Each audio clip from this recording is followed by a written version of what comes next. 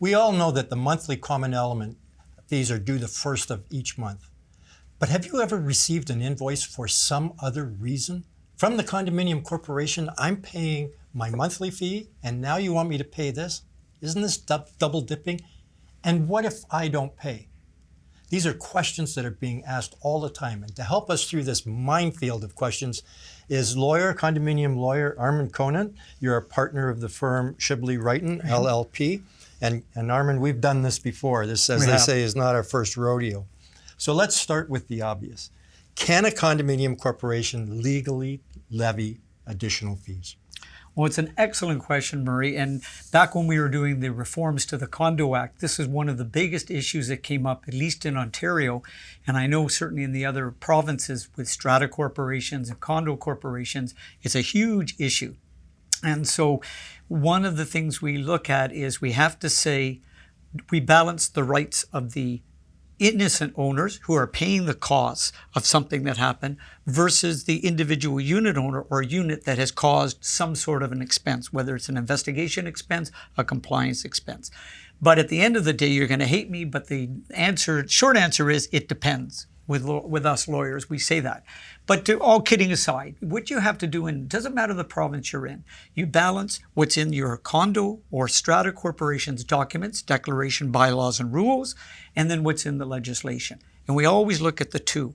We say to unit owners, read your documents. Because in there, great condo living is a great way to live, but it also comes with restrictions and obligations. So know that. For boards, know what you can and cannot charge back. So if I look at the two buckets very quickly, is that the statutes, as an example, Ontario, we have 3 under the statute that you definitely can charge back. And there was a historic debate about whether you could only charge back if it was in the statute. And now it's morphed over the years that you look at the governing documents. So when we look at the Act in Ontario, there's really 3. It's an insurance deductible. It's for the repairs and maintenance that an owner should have done but didn't and causes a safety or health risk to your building. And then the third and last is if you get a compliance order, the legal costs can be charged back, at least the reasonable ones. So look at your legislation.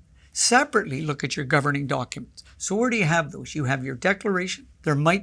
There's the indemnity provision in there, which is the first one everybody goes to, but be careful of it with recent case law.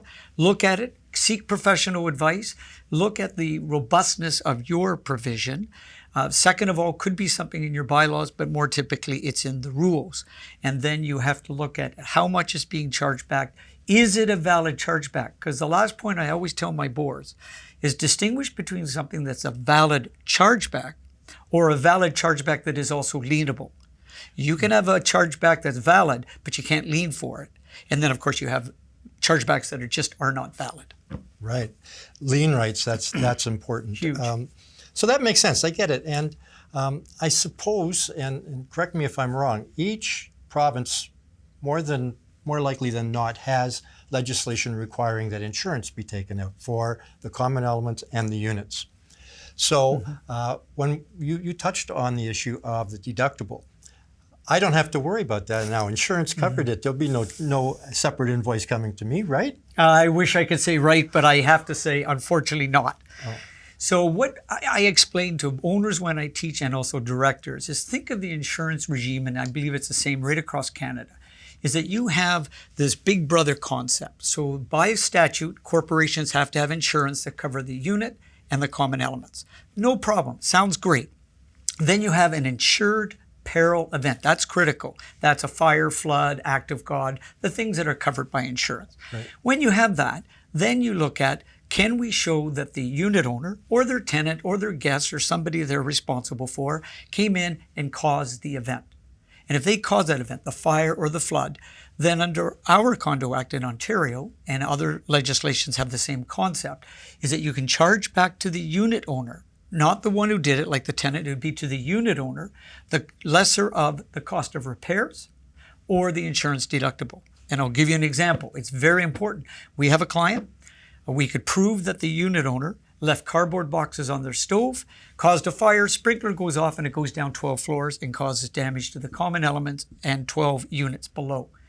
But we could prove the owner left the cardboard box on there. Well, the corporation's deductible was $250,000. Cost of repairs were $120,000, and our client had the right to charge back to the unit $120,000. Ouch. So and I can finish, Murray, by saying I look at all owners, please go out there and buy insurance for it. It usually comes in most packages, but you can get this thing called loss assessment or insurance deductible. It's your policy for your unit covering your liability for the corporation's deductible. And in this case, the person did have $100,000 coverage, luckily, so they were looking out for $20,000. Well, that's scary. I mean, you've been pushed out of your unit, water, whatever the damage may be, smoke, fire. You pay your insurance, and if you don't have that extra coverage, just when you think life's getting back to normal, you're going to get hit with a big bill. That's right, unfortunately. And what happens if you don't pay that? Well, now that's important because that is one of the true valid chargebacks that we talked about when I said legislation at the beginning. In Ontario, under Section 105, if you don't pay it, it's a chargeback to the unit, valid chargeback. If you do it in time and watch the 90 days under the Condo Act, you can lien for it. And if you lien, then eventually you have the power of sale rights. So it's very draconian if you don't pay. And there are some people who don't carry insurance, which is unfortunate, and some that it's just so high, and that's unfortunate. But here's a good example of the corporation and the board looking out for the interests of all the unit owners in the building. So they shouldn't be on the hook for the insurance deductible if you can prove we caused it. And one last thing I would ask too, or suggest to all owners, please check your bylaws. Because I mentioned the statute, but in Ontario, you can change some of this or add to it if you pass an insurance deductible bylaw. And that, coupled with the standard unit bylaw, are probably the two most important bylaws for condos today. Yeah, by the sounds of what you're talking about, definitely.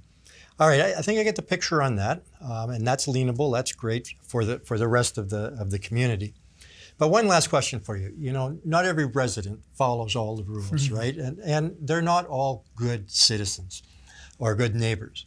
What about the party on the third floor every weekend, or the irresponsible pet owner, or the person who keeps breaking the rules in the gym? Can't we just pass a rule? I mean, we have bylaws and the declaration. Can't we just pass a rule that if you do those things, we're going to charge you?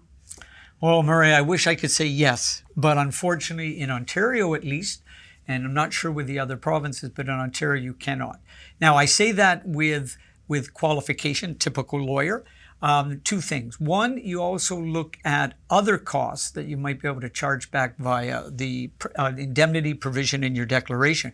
But as a pure fine or penalty, we raised it with the government because in certain circumstances, it's absolutely fantastic idea. You get Armand Conant, who habitually breaches a rule, whether it's the dog, the garbage, noise, cooking smells.